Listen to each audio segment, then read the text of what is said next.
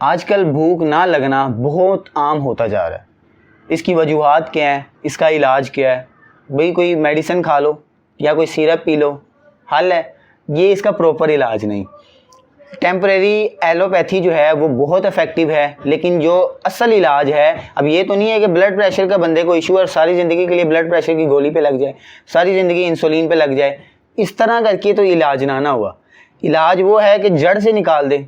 तो इसका तरीकाकार यही है जो कि आज से कई सदियों पहले जो माहिर यूनानी भी कर रहे आ रहे हैं, और हमारे प्यारे नबी हज़रत मोहम्मद सल्लल्लाहु अलैहि वसल्लम का भी यही तरीका था कि ग़ज़ा से इलाज करते थे। वजूहात की बात करें तो एंजाइटी है, डिप्रेशन है, लैक ऑफ एक्सरसाइज है, या कोई स्टमक या इंटेस्टाइन का इशू हो सकता है।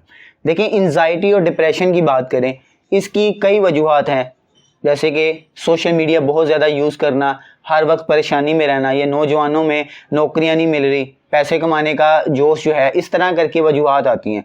इसको आपने कंट्रोल किस तरह करना है?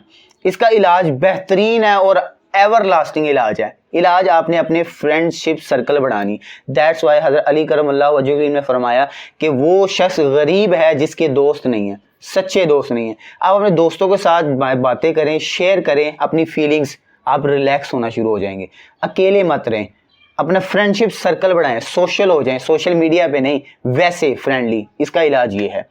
फिर बात करें, अगर आपके स्टमक वगैरह का कोई इशू है तो उसका प्रॉपर इलाज करवाएं। यानी उसकी कई वजूहात हो सकती हैं, लेकिन आपको इन जनरल अगर फूड की बात करूं तो हाई फाइबर्स जो है वो फूड इंटेक करें, जिनमें जैसे कि सेब हो गया, या फिर उसके अलावा आप अनार का जूस पी सकते हैं। बनाना का इस्तेमाल नहीं करना, वो पहले ही बहुत हाई कैलोरीज होता है और भूख उससे थोड़ी और भी कम लगती है, यानी फुलनेस की सेंसेशन देता है।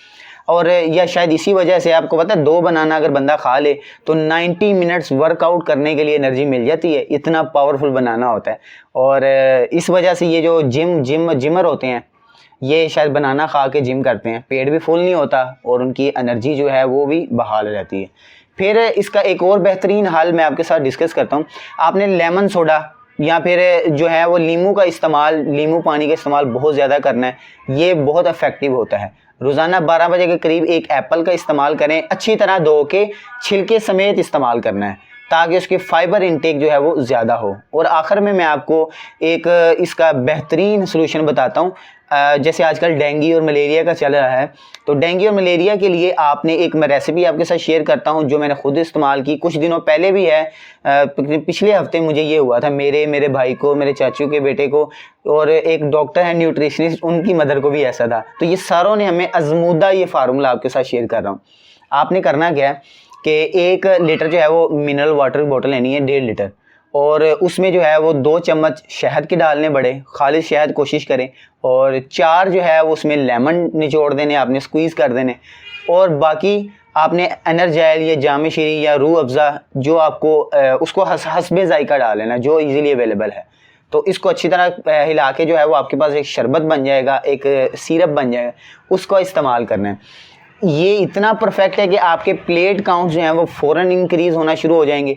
और अगर डेंगू का इशू है, मलेरिया का है, कोविड का, अगर बीमारी की वजह से भूख नहीं लग रही और दिल घबराना शुरू हो रहा है, तो ये चीज़ उसके लिए भी बड़ी ज़बरदस्त है, क्योंकि ये मेरा खुद का आजमाया हुआ है।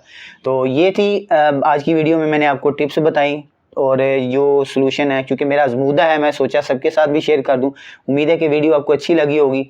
वीडियो पसंद आने के शुरू में चैनल को सब्सक्राइब करते हुए वीडियो को लाइक करना मत भूलें, यह आपकी तरफ से एप्रिसिएशन और एक प्यार और एक मोहब्बत होती है। इसके अलावा अगर आपको वो डाइट प्लान से रिलेटेड कोई वैसे एक जनरल क्वेश्चन करना चाह रहे हैं, सो बिस्मिल्लाह कमेंट करें। I will always be there for you. खुश रहें, मुस्कुराते रहें। अल्लाह हाफिज़।